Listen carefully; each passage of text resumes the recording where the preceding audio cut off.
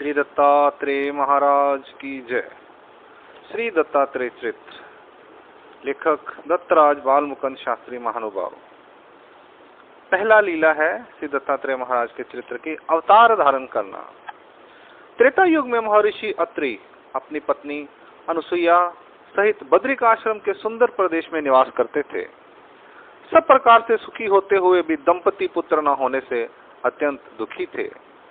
एक दिन सती अनुसुईया अत्यंत उदास बैठी थी, क्योंकि उसने सुना था कि पुत्रहीन प्राणी को स्वर्ग प्राप्त नहीं होता तथा पू नाम के नरक से जो उबारता है वही पुत्र कहलाता है।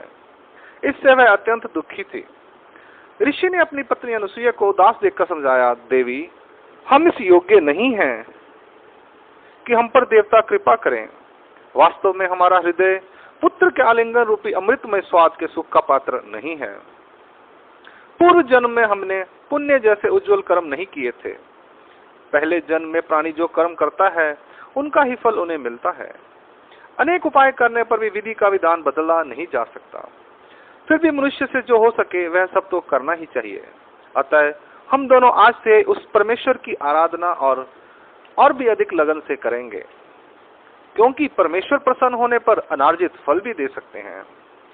पत्नी अनुसुईया ने पति का प्रस्ताव स्वीकार कर लिया। दोनों पति पत्नी उस दिन से निरंतर परमेश्वर की आराधना में एकाग्रचित्त हो जुट गए। अंत में उनकी भक्ति से प्रसन्न हो परमेश्वर ने उन्हें वरदान दिया, ऋषि, मैं स्वयं तुम्हारे यहाँ पुत्र रूप में अवतार धारण करूंगा। प्रभु कृपा से मार्गशीर्ष चतुर्दशी प्रातः महासती अनुसुईया ने पुत्र रतन को जन्म दिया। पति पत्नी पुत्र रतन पाकर अत्यंत प्रसन्न हुए। उन्होंने पुत्र का नाम सैंग ऋषि रखा। यही हमारे इस चरित्र के चरित्र नायक हैं। आगे चलकर आप ही भगवान श्री दत्तात्रेय नाम से प्रसिद्ध हुए। देवल ऋषि का घमंड नाश तथा वर प्रदान करना। देवल ऋषि नाम के एक मुनि थे। वे बड़े ज्ञानी तथा तपस्वी थे। उन्होंने अत्यंत प्रखर तपस्या की। तपस्या के कारण उन्हें अत्यधिक अभिमान हो गया था। उन्होंने अपनी तपस्या के प्रभाव से एक रेता का लिंग बनाना प्रारंभ किया। इसके लिए प्रतिदिन वह एक एक मुट्ठी रेत वहां डाला करते।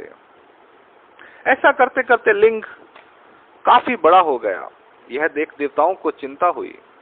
सभी देवताओं ने मिलकर भगवान श्री दत्तात्रेय महाराज से प्रार्थना की, भगवान, देवल ऋषि अपनी प्रखर तपस्या के प्रभाव से लिंग को स्वर्ग तक पहुंचाना चाहते हैं। अतः आप सह्याद्री पर्वत पर चलकर उनका अभिमान दूर कीजिए।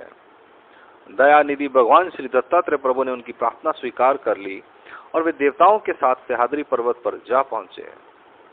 भगवान श्री दत्तात्रेय प्रभु देवल ऋषि के सन्मुख जा उपस्थित हुए, किंतु देवल ऋषि घमंडवश अपने ध्यान में ही मस्त रहे। उसने उन्हें प्रणाम तक नहीं किया। भगवान ने उसके व्यवहार की तनिक भी परवाह नहीं की और उस स्थान पर पहुंच गए जहां रेत का लिंग बना हुआ था। भगवान ने वहां जाते ही लिंग पर हाथ रखा। लिंग देखते ही देखते धरातल में समाने लगा।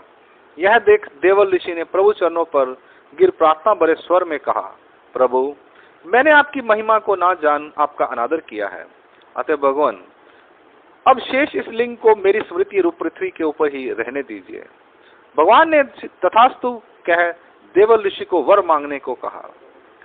देवल ऋषि ने विनय पूर्वक कहा, प्रभु, आप यही कृपा कीजिए कि जब तक आपका अवतार है तब तक आप रात को यही निद्रा किया करें।